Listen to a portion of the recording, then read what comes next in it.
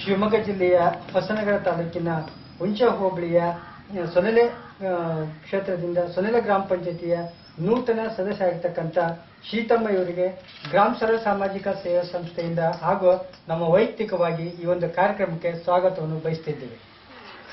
ಸ್ವಾಗತ ಅಮ್ಮ. ನೀವು ಗ್ರಾಮ ಪಂಚಾಯತಿಯ ಅಧಿಕಾರಕ್ಕೆ ಬರೋದಕ್ಕಿಂತ ಮೊದಲಾಗಿ ನೀವು ಏನೆಲ್ಲ ಚಟುವಟಿಕೆಗಳನ್ನು ಮಾಡ್ತಾ ಇದ್ದೀವಿ? ಚಟುವಟಿಕೆ ಮನೆ ಗದ್ದೆ ಕೆಲಸ. ಹೌದು. ಪೆಣ್ಣಿಗೆ ಹೋಗ್ತಿದ್ವಿ. ಹೌದು. ಮತ್ತೆ ದೊರ್ಗು ಗದ್ದೆ ಕೆಲಸ ಎಲ್ಲ ಮಾಡಿದ್ವಿ. ಹೌದು. ಮತ್ತೆ ಹಿಂಗೆ ಇತರ ಕೆಲಸಕ್ಕೆಲ್ಲ ಹೋಗ್ತಿದ್ವು. ಈಗ ಬಿಟ್ಟಿದೀನಿ, ಈಗ ಕೆಲ್ಸಕ್ಕೆ ಹೋಗೋದೆಲ್ಲ. ಹೌದು. ಈಗ ಅದೇ ಯಾವ ಸಂಘ ಸಂಸ್ಥೆಗಳು? ಸಂಘ ಇದ್ರಲ್ಲಿದ್ದೀನಿ, ಶ್ರೀಶಕ್ತಿ ಸಂಘದಲ್ಲಿ ಇದ್ದೀನಿ. ಧರ್ಮಸ್ಥಳ ಸಂಘ ಮಾಡಿದ್ದೀನಿ. ಹೌದು. ಅದರಲ್ಲಿ ಏನು ಅಧ್ಯಕ್ಷರಿದ್ದೀರಾ, ಸದಸ್ಯರಿದ್ದೀರಾ? ಸದಸ್ಯರು ಅಧ್ಯಕ್ಷರು ಅವಾಗ 5 ವರ್ಷ ಮಾಡಿಬಿಟ್ಟಿದ್ದೀನಿ ನಾನು ಶ್ರೀಶಕ್ತಿ ಸಂಘ. ಹೌದಾ? ಮತ್ತೆ ಯಾವ ಸಂಘದಲ್ಲಿದೆಯಮ್ಮ? ಧರ್ಮಸ್ಥಳ ಸಂಘ. ಹೌದಾ? ಅದರಲ್ಲೂ ಸದಸ್ಯರೇ. ಹೌದಾ? ಅವತ್ತು ಒಂದು ಉತ್ತಮವಾದ ಉಳಿತಾಯ ಮಾಡಕ್ಕಾಗಿ ಸಂಘಟನೆ ಮಾಡಿರಿ ನೀವು ಅನ್ನೋ ಮಾತು ಹೇಳ್ತೀರಿ. ತುಂಬಾ ಅಮ್ಮ. ಆಗಿದ್ಮೇಲೆ ನೀವು ಗ್ರಾಮ ಪಂಚಾಯತ್ಗೆ ಈಗ ಅಧಿಕಾರಕ್ಕೆ ಬಂದು 1 ವರ್ಷ ಆಗಿದೆಯಲ್ಲ, ಜನಗಳಿಗೆ ನಮ್ಗೆ ಓಟ್ ಹಾಕಿ ಗೆಲ್ಸಿದ್ದಾರೆ. ಅವ್ರಿಗೆ ಏನೆಲ್ಲ ಕೆಲಸ ಕಾರ್ಯಗಳು ಮಾಡಿಸಿಕೊಟ್ಟಿರಮ್ಮ ಸರ್ಕಾರದಿಂದ 3 ಮನೆ ಕೊಡ್ಸಿದೀನಿ. ಹೌದಮ್ಮ. ಒಂದು 2 ಕಡೆ ಅನುದಾನ ದುಡ್ಡು ಕೊಟ್ಟಿದ್ರು, ಒಂದು 3 ಕಡೆ ರೋಡಿಗೆ ದುಡ್ಡು ಇಟ್ಟಿದ್ದೀನಿ. ಬಾವಿ ಕೆಸರು ತೆಗಿಯಕ್ಕೆ ಊರಿಂದ ಒಂದ್ 3 ಬಾವಿ ಕೆಸರು ತೆಗಿಯಕ್ಕೆ ಹೇಳಿದ್ದಾರೆ. ಜನ ಮಾಡಕ್ ಆಗಲ್ಲ ಅಂತ ಅವ್ರು ಕೊಟ್ಟು ದುಡ್ಡಿಗೆ. ಹೌದು. ಇಷ್ಟೆಲ್ಲ ಮಾಡ್ತಾ ಇದ್ದೀನಿ. ಆಯ್ತಮ್ಮ. ಶಾಲೆಗೆ ಒಂದ್ ಸ್ವಲ್ಪ ಅನುದಾನ ಇಟ್ಟಿದ್ದೀನಿ. ಹೌದು. ಶಾಲೆ ಕೆಲಸ ಕಾರ್ಯಕ್ರಮ ಕೈಗೊಳ್ಬೇಕು, ಮಾಡಿಸ್ಬೇಕಲ್ವಾ? ಅಮ್ಮ. ಆಗಿದ್ಮೇಲೆ ಇನ್ನು ಉಳಿದ 4 ವರ್ಷ ಅವಧಿ ಇದೆಯಲ್ಲ ಗ್ರಾಮ ಪಂಚಾಯತಿದು, ಆ ಒಂದು ಅವಧಿ ಒಳಗಾಗಿ ಜನಗಳಿಗೆ ಇನ್ನೂ ಬಾಕಿ ಇರ್ತಕ್ಕಂಥ ಕೆಲಸಗಳನ್ನು ಯಾವ್ಯಾವ ಪೂರೈಸಬೇಕಾಗಿದೆ ಅಮ್ಮ? ರೋಡ್ ಮಾಡಕ್ ಹೇಳಿದ್ದಾರೆ. ಹೌದಮ್ಮ. ಮತ್ತೆ ನೀರು, ಮನೆ ನೀರಿಂದ ಈಗ ಬಹಳ ಇದಾಗುತ್ತೆ. ನೀರಿಗಾಗಿ ಬಹಳ ಇದು ಹೇಳಿದೀನಿ. ಕುಡಿಯುವ ಒಂದ್ 2 ಫಿಲ್ಟರ್. ಮತ್ತೆ ನಿನ್ ಒಂದ್ 2-3 ಕಡೆ ರೋಡು ನಿನ್ನ ಏನ್ ಕೊಡ್ಬೇಕು ಬಂದು ಅನ್ನೋದಂದಾಗ ಎಲ್ಲರಿಗೂ ಕೊಟ್ಟು ಸಹಕರಿಸ್ಬೇಕಲ್ಲ. ಹೌದಮ್ಮ. ಹೌದು. ಅಂತೂ ಈಗಿರುವ ದಿನಗಳಲ್ಲಿ ಒಳ್ಳೆ ಕೆಲಸ ಮಾಡಿದ್ರಿ, ಇನ್ನು ತುಂಬಾ ಕೆಲಸ ಮಾಡೋದಿದೆ ಅಂತ ಮಾತು ಹೇಳ್ತೀವಿ. ತುಂಬಾ ಥ್ಯಾಂಕ್ಸ್ ಅಮ್ಮ. ಅಮ್ಮ. ಆಗಿದ್ಮೇಲೆ ನೀವು ಸರ್ಕಾರದಿಂದ ಬರ್ತಕ್ಕಂಥ ಅನುದಾನಗಳು ಏನಿದೆಯಲ್ಲ, ಈ ಜನಗಳು ನಮ್ಮ ಓಟ ಗೆಲ್ಸಿದಾಗ ಅವರಿಗಾಗಿ ನಾವು ಮನಮುಟ್ಟು ಹಾಗೆ ಕೆಲಸ ಕಾರ್ಯ ಮಾಡೋದಕ್ಕೆ ಈ ಸರ್ಕಾರದ ಕೊಡ್ತಕ್ಕಂಥ ಅನುದಾನಗಳು ಸಾಕಾಗುತ್ತಮ್ಮ? ಸಾಕಾಗಲ್ಲ ಸರ್. ಹೌದು. ಈಗ ಅನುದಾನ ಕೊಡ್ತಾರೆ, 1 ಲಕ್ಷ ಹಿಂಗೆಲ್ಲ ಕೊಟ್ರೆ ನಾವ್ 3 ಕಡೆ ಹಂಚ್ಬೇಕು. ಅವ್ರಿಗೆಲ್ಲ ದುಡ್ಡು ಕೊಡ್ಬೇಕಲ್ಲ ಸರ್. ಅಷ್ಟೆಲ್ಲ ಆಗಲ್ಲ. ಜಾಸ್ತಿ ಅನುದಾನ ಕೊಡಲ್ಲ ಸರ್ಕಾರದಾಗೆ. ಒಂದ್ಸರಿ 3-5 ಹಿಂಗೆಲ್ಲ ಕೊಟ್ರೆ ಏನಾರು ಮಾಡ್ಬೋದು. ಇವರು 1 ಲಕ್ಷ ಎಲ್ಲ ಕೊಟ್ರೆ ಎಷ್ಟು ಅನುದಾನ ಕೆಲಸ ಮಾಡಕ್ಕಾಗುತ್ತೆ? ನಮ್ಗೆ ಜನಗಳು ಮುಟ್ಕೊಳಕ್ ಆಗಿಲ್ಲ. ಹೌದು. ಜನ ಮುಟ್ಕೊಳಕ್ ಆಗಲ್ಲ. ಜನ ಹೋಗಿದ್ರೆ ಅದು ಬಿಡಿ ನಮ್ಗೆ. ಹೌದು. ಆಗಿದ್ಮೇಲೆ ಇನ್ನು ಸರ್ಕಾರದಿಂದ ಹೆಚ್ಚಿನ ಅನುದಾನಗಳು ಬೇಕು. ಹೌದು ಸರ್, ಅನುದಾನ ಬೇಕು. ಹೌದು. ಕೆಲಸ ಕಾರ್ಯಗಳು ಮಾಡೋದಕ್ಕೆ ಅನ್ನೋ ಮಾತು ತಾವು ಹೇಳ್ತಿದ್ದೀರಮ್ಮ. ತುಂಬಾ ಥ್ಯಾಂಕ್ಸ್ ಅಮ್ಮ.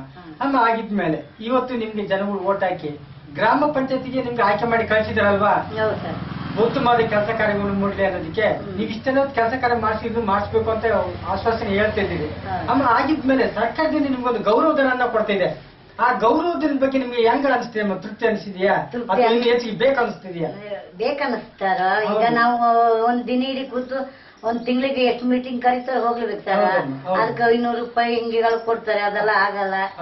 ಅವ್ರು ಜಾಸ್ತಿ ಅನುದಾನ ಕೊಟ್ರು ನಮ್ ಗೌರವಧನ ಕೊಟ್ರು ಅಡ್ಡಿಲ್ಲ ಅಂತ ನಾವ್ ಹೇಳ್ತೀವಿ. ಅವ್ರು ಕೊಡ್ಬೇಕಲ್ಲ. ಹಂಗಿದ್ಮೇಲೆ ಕೊಡ್ಬೇಕು. ಒಂದು ಈ ಸಂಸ್ಥೆ ಬದಲಾವಣೆ ಆಗ್ಲಿ ಅನ್ನೋ ಮಾತು ಹೇಳ್ತಿದ್ದಮ್ಮ. ತುಂಬಾ ಥ್ಯಾಂಕ್ಸ್ ಅಮ್ಮ.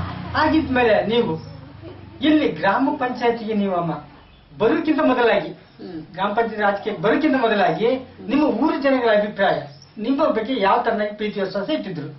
ಪ್ರೀತಿ ವಿಶ್ವಾಸದಿಂದನೇ ಈ ಜನ ಇವ್ರು ಆಯ್ಕೆ ಆದ್ರೆ ಏನಾದ್ರು ಮಾಡ್ಕೊಡ್ತಾರೆ ಅಂತ ವಿಶ್ವಾಸದಿಂದ ಕೊಟ್ಟಿದ್ದಾರೆ. ಮತ್ತೆ ಇಲ್ಲದ್ರೆ ನಮ್ನ ಏನ್ ನೋಡ್ಕೊಡ್ತಾರೆ ಸರ್? ಒಂದೇನೋ ಜನ ಅಡ್ಡಿ ಇಲ್ಲ ಅಂತ ಕೊಟ್ಟು ಗೆಲ್ಸಿಯಾರೆ. ನಾವು ಕೊಡ್ಬೇಕಂತ ಐತೆ. ಅವ್ರು ಕೊಡ್ಬೇಕಲ್ಲ ಸರ್ಕಾರದ ಅನುದಾನ ಬರ್ಬೇಕಲ್ಲ ನಮ್ಗೆ. ಹೌದು. ಬಹಳ ಚಂದಾಗಿ ಪ್ರೀತಿ ವಿಶ್ವಾಸ ಇಟ್ಟಿದ್ರು. ಒಳ್ಳೆ ಕೆಲಸ ಮಾಡ್ತಾರೆ. ಬಡವರು ಕೂಡ ನಮ್ಮ ಹತ್ರ ಬಂದ್ರೆ ಆಗಿಂದಾಗಿನ ಅವ್ರಿಗೆ ಸ್ಪಂದಿಸ್ತಾರೆ. ಹೌದಾ? ಈ ತರನಾಗಿ ಒಂದು ಒಳ್ಳೆ ಅಭಿಪ್ರಾಯ ನಿಮ್ಮ ಮೇಲೆ ಇತ್ತು. ಹಾಗಾಗಿ ನನ್ನ ಆಯ್ಕೆ ಮಾಡಿ ಕಳ್ಸಿದ್ರೆ ಗ್ರಾಮ ಪಂಚಾಯತಿ ಅನ್ನೋ ಮಾತು ಹೇಳ್ತಿದ್ರಮ್ಮ. ತುಂಬಾ ಥ್ಯಾಂಕ್ಸ್ ಅಮ್ಮ. ಅಮ್ಮ. ಆಗಿದ್ಮೇಲೆ ನೀವು ಗ್ರಾಮ ಪಂಚಾಯತಿಗೆ ರಾಜಕೀಯಕ್ಕೆ ಯಾಕಾಗಿ ಬಂದ್ರಮ್ಮ? ರಾಜಕೀಯ ಅಂದ್ರೆ ಎಲ್ಲರೂ ನಿಲ್ಬೇಕು, ನೀನು ಮತ್ತೆ ಎಷ್ಟಿಗೆ ಬಂದಿದೆ ನಿಲ್ಬೇಕು, ಯಾರು ಆಗಲ್ಲ ಅಂದ್ರು. ಒತ್ತಡದ ಮೇಲೆ ಮತ್ ನಮ್ಗೆಲ್ಲ ಇದೆಲ್ಲ ಹೇಳ್ತಿದ್ದಲ್ಲ ಸರ್, ನೀನ್ ಎಲ್ಲೋ ಒಂದ್ ಕಡೆ ನಿಂತು ಗೆದ್ದು ಸೋತಿದ್ದೆ. ಹಂಗಾಗಿ ಇವ್ರು 15 ಮೇಲೆ ಊರರೆಲ್ಲ ನಿಲ್ಲು ನೀನ್ ಗೆಲ್ತೀಯ ಅಂತ ಹೇಳಿ ನಿಂತೆ. ನಿಂತ್ರೀಗ ಅವ್ರಿಗೆ ನಾವು ಕೆಲಸ ಮಾಡ್ಕೊಂಡ್ರಿ ಏನಂತಾರೆ, ಮುಂದೆ ವಿಶ್ವಾಸನು ಕಳ್ಕೊಂತೀವಿ. ಒಳ್ಳೆ ಕೆಲಸ ಮಾಡ್ಬೇಕು ಜನಿನ ಕೆಲಸ ಮಾಡಿ ಮುಂದೆ 5 ವರ್ಷ ಏನಂತ ನಮಗ ಆಲೋಚನೆ ಮಾಡ್ತಾರೆ. ನಿಮ್ಗೂ ಸ್ವಲ್ಪ ಈ ಗ್ರಾಮ ಪಂಚಾಯತ್ ಆಡಳಿತ ಮತ್ತೆ ರಾಜಕೀಯ ಅಂದ್ರೆ ಏನಂತ ತಿಳ್ಕೊಬಹುದು, ಜನಗಳು ಯಾವ ತರ ಕೆಲಸ ಮಾಡೋ ಪ್ರಕಾರ ಅವ್ರನ್ನು ಗೌರವ ತಗೊಂಬಹುದು ಅಲ್ವಾ ಜನಗಳಿಂದ. ಈಗ ವಾರ್ಡ್ ಸಭೆ ಗ್ರಾಮ ಸಭೆಯಲ್ಲಿ ಹೋಗಿ ತಿಳುವಳಿಕೆ ನಮ್ಗೆ ಗೊತ್ತಿದ್ರು ಕಲಿಬೇಕು. ಅವ್ರು ಏನ್ ಮೋಸ ಮಾಡ್ತಾರೋ ಏನ್ ಮಾಡ್ತಾರೋ ಯಾರು ನೋಡ್ದಾರ.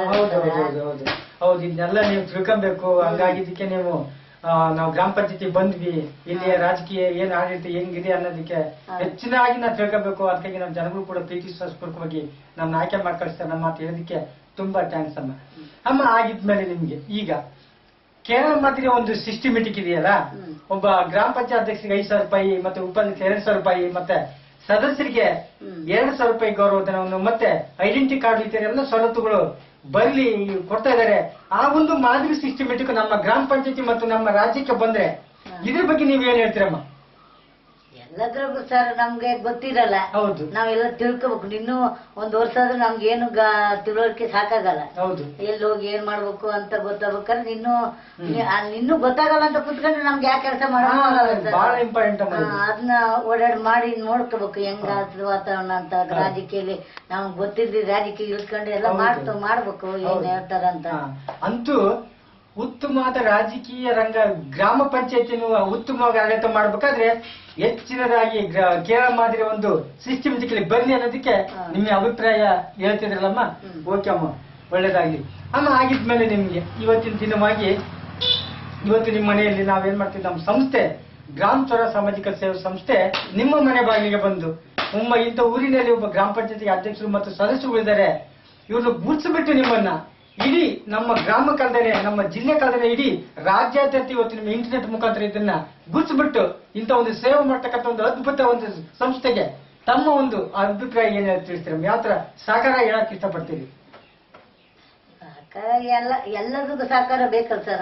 ಅದು ಇದು ಅಂತಲ್ಲ, ಎಲ್ಲರಿಗೂ ಸಹಕಾರ ಇಲ್ಲದೆ ಎಲ್ಲರೂ ಜನನು ಸಹಕಾರ ಕೊಡ್ಬೇಕು. ಮತ್ತೆ ಸರ್ಕಾರದಿಂದ ಸಹಕಾರ ಬಂದ್ರಲ್ಲ ನಾವು ಮುಂದುವರಿಯೋದ್. ಮುಂದೆ ಇಲ್ದೆ ಏನು ಮಾಡಕ್ ಆಗಲ್ಲ. ಗ್ರಾಮ ಪಂಚಾಯತಿಗಳಾಗ್ಲಿ ಅಲ್ಲ ನಮ್ಗೆ ಸಹಕಾರ ಕೊಟ್ರಲ್ಲ ಮಾಡೋದು. ಹೌದು, ಅಂತೂ ಇಂಥ ಒಂದು ಸಂಸ್ಥೆಗೆ ನೀವು ಕಾರ್ಯಕ್ರಮಕ್ಕಿದ್ದಾಗ ವೇಳೆದಾಗ ಬರ್ತೀರಿ. ನಮ್ಮ ಇದಕ್ಕೆ ಉತ್ತಮವಾದ ಸಂಸ್ಥೆ ಅಂತೀರ, ಏನಂತೀರಿ ಇದ್ರ ಬಗ್ಗೆ ನೀವು?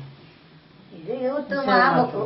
ಉತ್ತಮವಾಗಿ ನಮ್ಗೆ ಇನ್ನೂ ಸಹಕಾರ ಕೊಟ್ಟು ನಿಮ್ಮಂತರ ಇದೆಲ್ಲ ಸಹಕಾರ ಕೊಟ್ರೆ ಮುಂದೆ ಏನ್ ಮಾಡ್ಬೇಕು ಏನ್ ತಗೋಬೇಕಂತ ಟ್ರೈನಿಂಗು ಕೊಡ್ತಾರೆ ಸರ್. ಟ್ರೈನಿಂಗ್ ಹೋಯ್ತು. ಹೌದಾ? ಅಂತೂ ಹೆಚ್ಚಿನದಾಗಿ ತಿಳ್ಕೋಬೇಕು, ಉತ್ತಮ ಆಡಳಿತ ಮಾಡಬೇಕು. ಅಂತೂ ನೀವು ನಮ್ಮ ಸಂಸ್ಥೆಗೆ ನೀವು ಕೈ ಜೋಡಿಸ್ತೀರಿ ಅನ್ನೋ ಮಾತು ಕೂಡ ಹೇಳೋದಕ್ಕೆ ತುಂಬಾ ಥ್ಯಾಂಕ್ಸ್ ಅಮ್ಮ.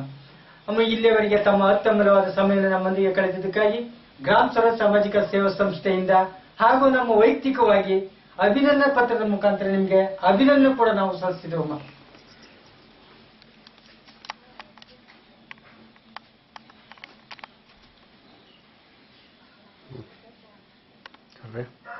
ಫೋಟೋ ತೆಗಿತಾನೆ